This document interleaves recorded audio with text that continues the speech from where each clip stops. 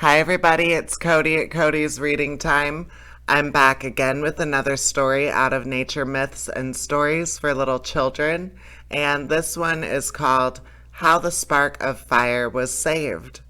I hope you enjoy it. Here we go. Long ago, when fire was first brought to Earth, it was given into the care of two beldams at the end of the world. The Kawrak natives knew where it was hidden. They needed fire and were always planning ways to get it. They went at last to the wise coyote. "That is simple enough," said he. "I will show you a way to get it. Fire is a great blessing and should be free to all people." The coyote knew every inch of the road to the beldam's hut.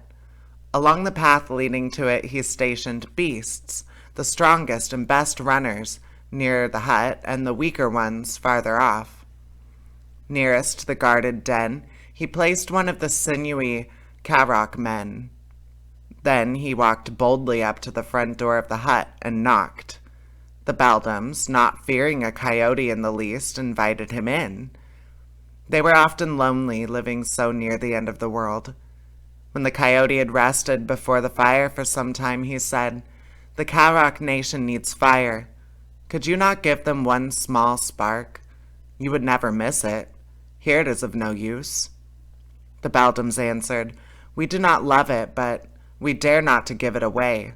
We must guard it while we live." The coyote had expected them to say this.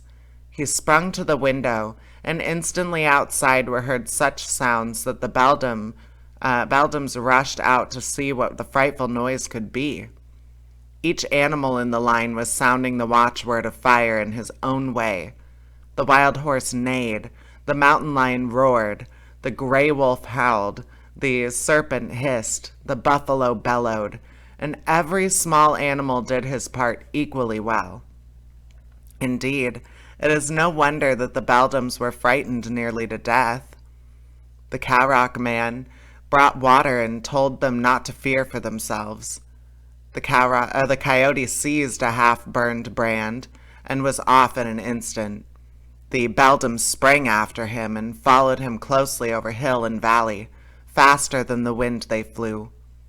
They were stronger than he, and though he put all his wild wood nerve into the strain, they steadily gained on him. Soon the race must end. But Puma, the monstrous cat, was watching and leaped up just in time to save the brand. Each animal was in its place, and the good fire passed on. It came at last to the Kawrak nation, and was afterwards free to all people under the sun. There were only 2 mishaps in all of the race. As the squirrel turned a corner of stumps and boulders, his beautiful tail caught fire, and a brown track was burned up over its back to its shoulders, and the curl has remained in its tail to this day. The frog had a harder fate. He was the last one in the line of beasts. When the brand reached him, it was smaller than the smallest coal in the grate. He seized it carefully and jumped forward as fast as he could, but the hand of the foremost beldam caught him and held him fast.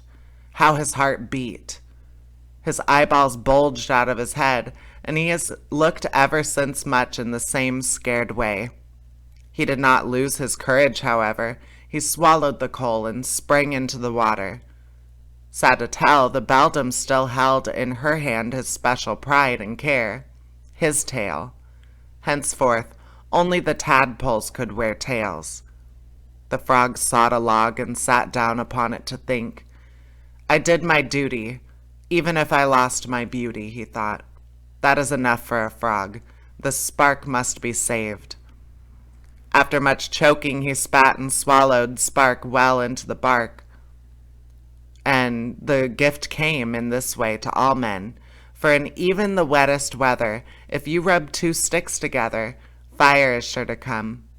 Because we know how the frog hurt his throat that day, we like to listen to his hoarse voice when we hear him singing to his children in the spring. And that's the end of that story. I hope you enjoyed it. And please subscribe. I upload new stories of different books every single day. There's always going to be something new to listen to. Stick around, enjoy them. All right, everybody, take care. Bye bye.